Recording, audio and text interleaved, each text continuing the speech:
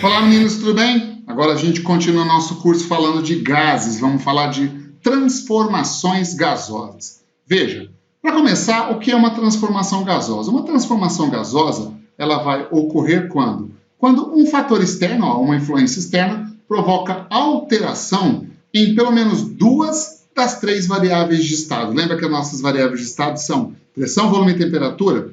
Quando uma influência externa, qualquer fator externo, provoca alteração em pelo menos duas dessas três variáveis, pode variar duas, pode variar três, só não tem como variar uma só, né? Então, voltando, se ocorrer a variação de pelo menos duas das três variáveis de estado, está ocorrendo uma transformação gasosa. Agora, muito cuidado com essa observação, ó, sempre considerando a mesma massa do gás. Como assim, Ronald? É o seguinte, para você poder considerar uma transformação gasosa, existe um recipiente contendo gás, ok? Não pode haver nem vazamento de gás e nem pode entrar mais gás no sistema. Por isso, a massa do gás tem que ser constante, a quantidade do gás tem que ser constante. Quando a gente fala massa, entenda isso como quantidade, certo? Olha, existem basicamente 4 tipos de transformações gasosas. Aqui eu vou falar de 3 para vocês. Existe a transformação isotérmica, o termo isotérmico significa temperatura constante, né? Aqui a gente vai falar da lei de Boyle-Mariotti. Existe a transformação isobárica. Bárica, lembra de barômetro? Barômetro é equipamento de medir pressão, né? Aqui é a pressão que vai ser constante. Vamos falar da lei de Gay-Lussac.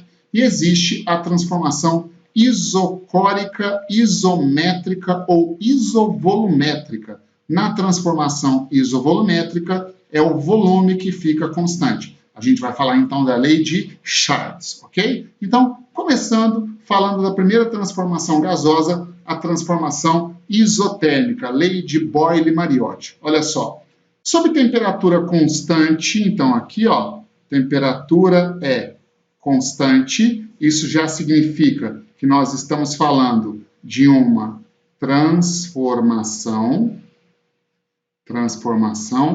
isotérmica, né?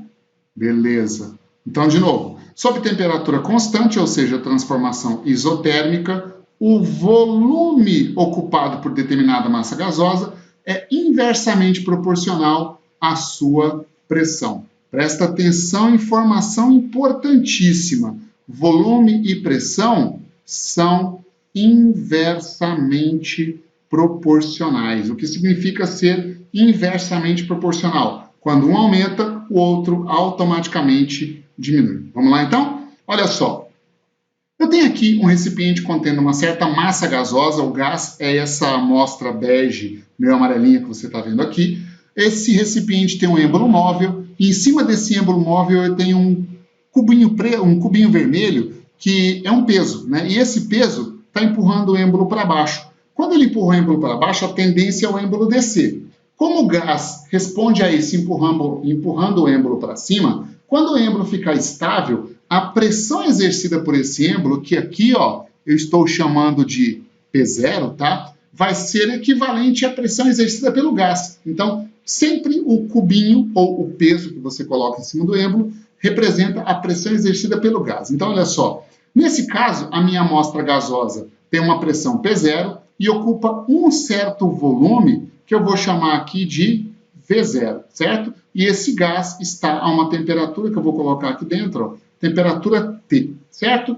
Eu vou submeter esse gás a uma transformação isotérmica. Lembra que na transformação isotérmica a temperatura permanece constante, né? E o que eu vou fazer nessa transformação isotérmica? Mantendo a temperatura constante, eu vou dobrar o número de pezinhos em cima do êmbolo móvel. Olha no desenho, ó. Eu tenho agora 2 pezinhos exercendo uma pressão maior.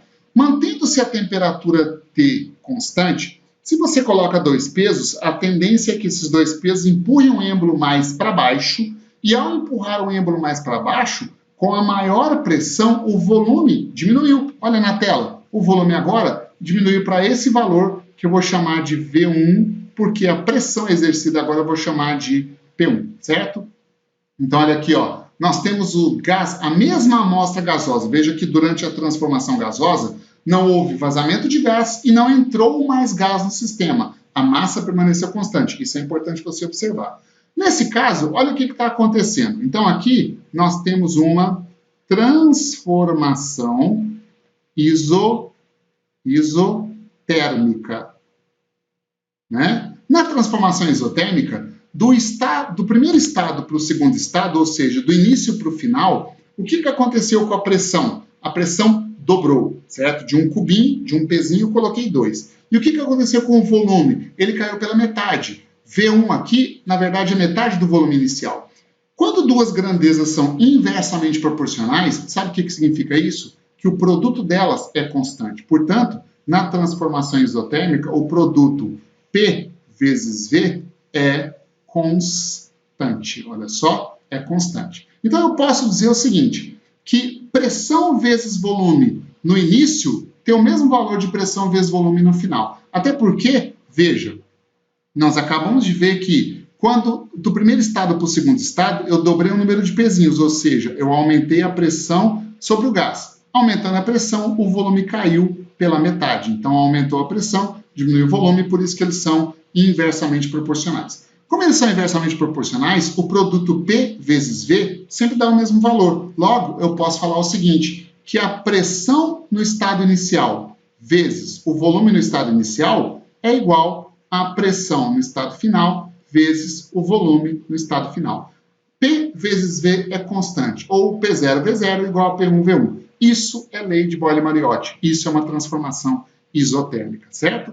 Se eu fizer uma outra transformação gasosa, olha só, esse estado final agora se transforma no estado intermediário. Olha o que eu vou fazer. Mantendo a temperatura constante, eu vou, de novo, dobrar o número de pezinhos. Vou colocar agora 4 pezinhos em cima do êmbolo móvel. Claro, né? 4 pezinhos, empurro o êmbolo mais para baixo, eu aumentei a pressão, vou chamar essa pressão agora de P2, por exemplo. Ao dobrar novamente a pressão, o volume caiu de novo pela metade do volume anterior. O volume era V1, esse volume agora que eu estou chamando de V2 é a metade do volume anterior, ou seja, metade de V1, certo? Dobrou a pressão, o volume caiu pela metade. Aumentou um, diminuiu o outro, por isso que eles são inversamente proporcionais. Bom, se eu relacionar volume e pressão num diagrama, olha o que vai acontecer. Tenho aqui o estado inicial do gás, cujo volume nós chamamos de V0 e a pressão nós chamamos de P0. Vou colocar aqui no eixo X, ó, P0, certo?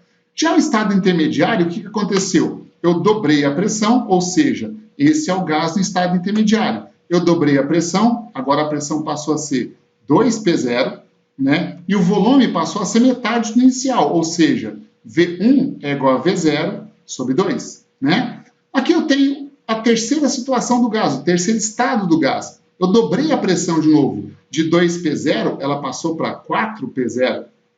Né? Quando ela passou a 4P0, o volume caiu para metade do inicial, ou seja, virou V0 sobre 4, 1/4 de V0. Se você fizer isso ponto a ponto, eu tenho aqui ó, uma curva que identifica uma transformação isotérmica. Quero que você faça um exercício aqui comigo, acompanhe. Partindo desse ponto, que é o ponto inicial do gás, vou chamar esse ponto de ponto 0, né? Se eu for acompanhando essa curva, olha só, acompanhando a curva, o que está acontecendo com a pressão? Está aumentando. O que está acontecendo com o volume? Está diminuindo, são inversamente proporcionais, até o ponto final aqui. E o que aconteceu com a temperatura? Nada, ela se manteve constante, até porque é uma transformação isotérmica. Esse ponto aqui pode ser o ponto final, ponto F da minha transformação. Então, acompanhando essa curva, você percebe que pressão aumenta, volume diminui, por isso são inversamente proporcionais, e assim eu tenho uma curva chamada de isoterma. A gente pode chamar essa curva aqui ó, de isoterma. Né? Numa isoterma, a temperatura é constante, pressão e volume são inversamente proporcionais. Olha esse gráfico. Nesse gráfico eu tenho o mesmo gráfico PV, pressão vezes volume, e tenho 3 isotermas, uma verdinha, uma vermelhinha e uma azulzinha. Olha só, pessoal, aqui eu tenho a origem do gráfico, né? Opa, aqui, tem a origem. Quanto mais longe da origem estiver a minha isoterma, maior é a temperatura que ela representa. Por isso aqui, ó, T3 é maior do que T2, que é maior do que T1, certo? Então tá aí, Boyle-Mariotti, essa é a lei da transformação isotérmica, lei de Boyle-Mariotti. Agora a gente vai para a segunda lei das transformações gasosas. Vamos lá?